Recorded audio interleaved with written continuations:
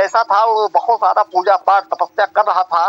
उसके बाद भगवान उसके सामने प्रकट हुए। उसके बाद उन्होंने कहा कि आप क्या चाहते हैं? तो उन्होंने कहा प्रभु आपका दर्शन चाहते हैं। तो उन्होंने कहा हम आपकी तपस्या से खुश है, आप कोई वरदान मांगिए, हम आपको वरदान दे सकते हैं। तो वो थोड़ा डॉक्टर टाइप का या वैद्य टाइप इस प्रकार से थे, तमाम लोगों का छोटा मोटा इलाज करते थे। उन्होंने कहा कि प्रभु हम जो काम कर रहे हैं इन लोगों के कल्याण का काम है, आप हमें ऐसा वरदान दे दीजिए कि जिसके लिए हम वह काम कर देंगे, जिसकी हम दवा इलाज दे देंगे वो ठीक हो जाए। तो उन्होंने कहा ठीक है, यो मस्त, ऐसा ही होगा। आपके हाथ पे ऐसा जस हम दे दे रहे हैं कि जिसको भी आप कोई भी दवा दे देंगे बस उसको हमारा स्मरण करके वो ठीक हो जाएगा।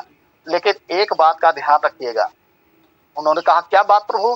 कहीं इसके लिए एक कंडीशन है, शर्त है। तो उन्होंने कहा क्या शर्त है?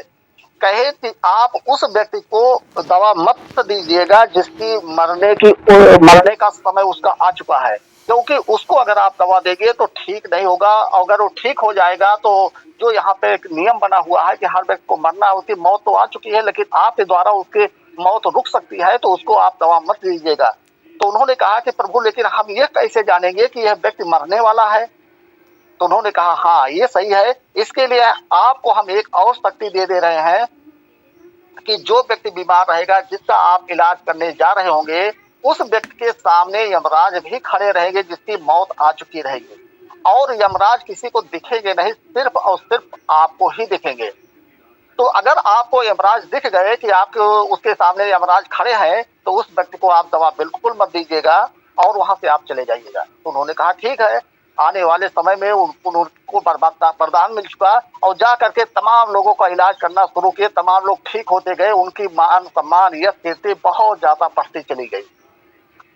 लेकिन वो जब जब जाते थे तो सबसे पहले वो देख लेते थे, जिस व्यक्ति के पास यमराज उनको खड़े दिख जाते थे तो उनको समझ में आ जाता था कि इसकी मौत आ चुकी है, इसको हम बचा नहीं सकते हैं, उस व्यक्ति का इलाज नहीं करते थे। तो ऐसे समय बढ़ता गया। लेकिन एक दिन की बात क्या है, एक दिन की बात क्या है कि वो व्यक्ति खुद था और वो थोड़ा सा उसको कुछ परेशानी हुई और उसने जब आंख खोला देखा तो उसके सामने, उसके पैर के सामने खुद यमराज ही खड़े थे। जब यमराज ही खड़े थे तो उसको एक बात समझ में आ गई, हमारी मृत्यु तो अब आ चुकी है, अब तो हमें मरना ही है, क्योंकि यमराज हमारे सामने खड़े हो चुके हैं। उस व्यक्ति ने एक तरीका अपनाया कि यमराज अगर पैर के पास खड़े हैं तभी हम लोगों की मृत्यु होती है और हमारी मृत्यु तभी होगी कि जब यमराज हमारे पैर के पास रहेंगे। तो वह व्यक्ति क्या किया, उठ करके यमराज की तरफ सर कर लेता था, पैर दूसरी तरफ कर लेता था। तो यमराज क्या थे, घूम करके उधर जाके खड़े हो जाते थे। तो वो क्या करता था कि लगातार अपने आप को कमरे में घूमना शुरू किया, कभी इधर जाता, कभी उधर जाता, कभी लेटता, कभी बैठता, मतलब पैर अपना यमराज की तरफ कभी करता ही नहीं था, क्योंकि उसको पता था कि यहाँ पे हमारी मृत्यु आ चुकी है। यमराज की तरफ अगर हमारा पैर रहेगा कुछ देर तक तो हमारे प्राण को ले लेंगे। तो उनके घर परिवार वाले लोग जगे, उन्होंने पूछा कि अरे इनको पापा को या बाबा को क्या हो गया है, बार बार उछल कूद मचा रहे हैं, क्या हो रहा है? उन्होंने बताया कि हमारी मृत्यु नजदीक आ चुकी है, हम जो काम कर रहे हैं ऐसे करने दीजिए, हमें ऐसे घूमने टहलने दीजिए, हमें चलने दीजिए, एक जगह हमें स्थिर मत कीजिए, मत रहने दीजिए। और अगर हम एक जगह स्थिर रह गए तो हमारी मृत्यु हो सकती है। यह बात घर वाले सुने जाने तो घर वाले क्या कर रहे हैं कि इनके दिमाग में, इनके माइंड में कुछ ऐसी प्रॉब्लम आ चुकी है, ये मानसिक रूप से विकलांग या पागल हो रहे हैं और इनको डॉक्टर को दिखाने की जरूरत है।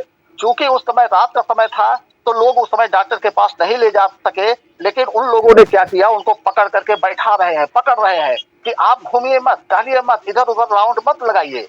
लेकिन चूंकि उनको जो बात समझ में आ रही थी वो अपना कर रहे थे कि यमराज की तरफ हम ज्यादा देर तक पैर करके ना रहे। लेकिन उन घर परिवार वाले लोगों ने क्या किया, उन्होंने रस्सी उठाई और उनको कस करके बांध दिया। उनको लगा कि अगर ऐसे घूमते टहलते उछलते रहेंगे तो इनके साथ कुछ हो सकता है। इनको बेड पे या चारपाई जो भी तक था उस पे उन्होंने बांध दिया, पूरी तरह से बांध दिया कि उछल कूद अब न कर सके और सुबह हो जाएगी, हम लेकर के इनको डॉक्टर के पास चले जाएंगे।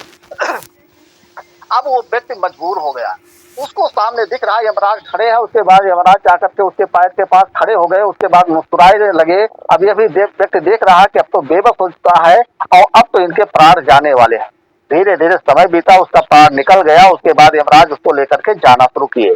जब रास्ते में जा रहे हैं तो यमराज ने एक बात उससे कही कि आप तो बहुत ज्यादा जानकार थे, आप बहुत ज्यादा विद्वान थे, आपको प्रभु का वरदान भी मिला था, लेकिन आपने उछल कूद जो करना शुरू किया वो भी आपके काम नहीं आया और अंत में हमें आपके प्राण लेकर के चलना ही पड़ा।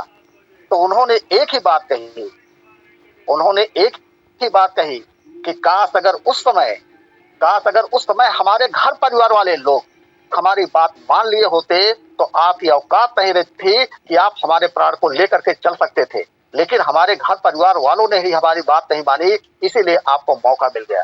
तो साथियों, इस कहानी के माध्यम से हम बस मात्र इतना ही बताना चाहते हैं कि तमाम ऐसे जानने पहचानने वाले लोग रहेंगे, तमाम ऐसे नजदीक के लोग रहेंगे जो कभी आपको आगे बढ़ने देने की कोशिश नहीं करेंगे। उनके माइंड में वो बात आ चुकी है कि यह व्यक्ति पागल हो चुका है, ये व्यक्ति ऐसा कर रहा है, बार बार कर रहा है, इसको रोकने की जरूरत है। वो बार बार रोकने का भी प्रयास करेंगे, लेकिन यही सब बाधाएं हैं, इन बाधाओं को ही हमें आपको क्रॉस करके आगे बढ़ना होगा। तो थैंक यू साथियों। तो यहाँ पे 8:33 हो